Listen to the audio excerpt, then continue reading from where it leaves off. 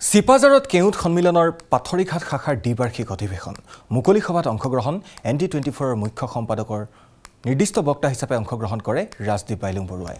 মুকলি সভাৰ পূৰ্বে উলিওৱা হয় বৰ্ণাঢ্য সাংস্কৃতিক শোভাযাত্ৰা মুকলি সভাতে উন্মোচন কৰা হয় সন্মিলনৰ স্মৃতি গ্ৰন্থও মুকলি সভাত সভাপতিত্ব কৰে পাথৰীঘাট শাখাৰ সভাপতি কমলেশ্বৰ ডেকাই স্মৃতি গ্ৰন্থ উন্মোচন কৰে অসম সাহিত্য সভাৰ মঙলদৈ আঞ্চলিকৰ কাৰ্যালয় সম্পাদক বসন্ত শইকীয়াই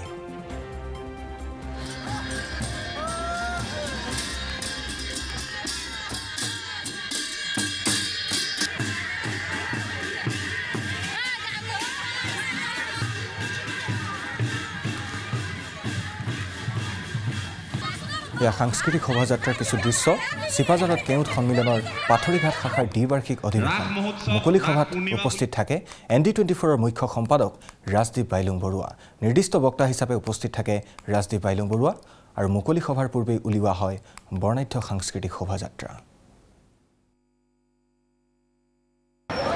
জনগোষ্ঠীটোৰ উত্তৰণ জনগোষ্ঠীটোৰ বিকাশ গতিকে আজি ইয়াত সমবেত হোৱা সকলোৱে নিশ্চয় এটা কথা অনুভৱ কৰিছে যে ক'ৰবাত এই জনগোষ্ঠীটোৰ যি হাৰত বিকাশ আৰু উন্নয়ন হ'ব লাগিছিল সেই ধৰণে বোধহয় হোৱা নাই এইটো এটা অনুভৱ মোৰ কথা বতৰাত লাগিছে মই অকণমান কথাখিনি আপোনালোকক ক'ব খোজোঁ যে আজি মই সুধিছোঁ 1921 চনতে আপোনালোকৰ এই সংগঠনটোৰ জন্ম জনগোষ্ঠীটোৰ যদি পৰিসংখ্যা বা জনসংখ্যা মই সুধিছোঁ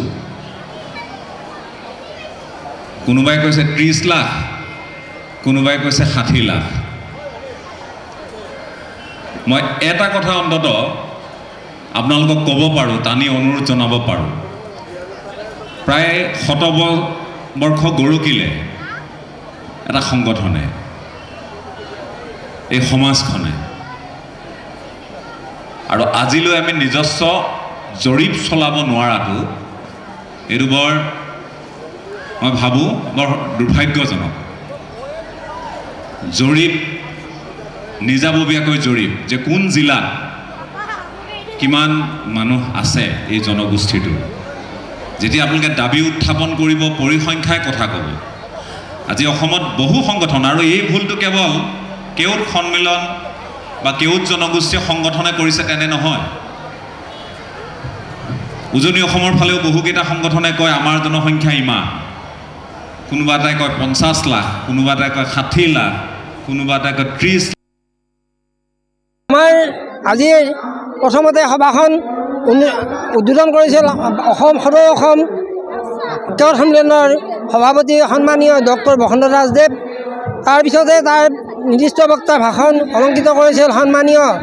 আমাৰ ৰাজদীপ বাইলুং বৰুৱা ND24ৰ মুখ্য সম্পাদক আমি তেখেতে আমাৰ অসমীয়া জাতিটোৰ সকলো দিশৰ উন্নতিৰ কাৰণে সকলো জনগোষ্ঠীয়ে একত্ৰিত হৈ আমি এটা মাৰ বান্ধি আমাৰ নিস্বাৰ্থভাৱে কাম কৰি আৰু লগতে কাম কৰি যাবৰ কাৰণে আহ্বান জনাইছে লগতে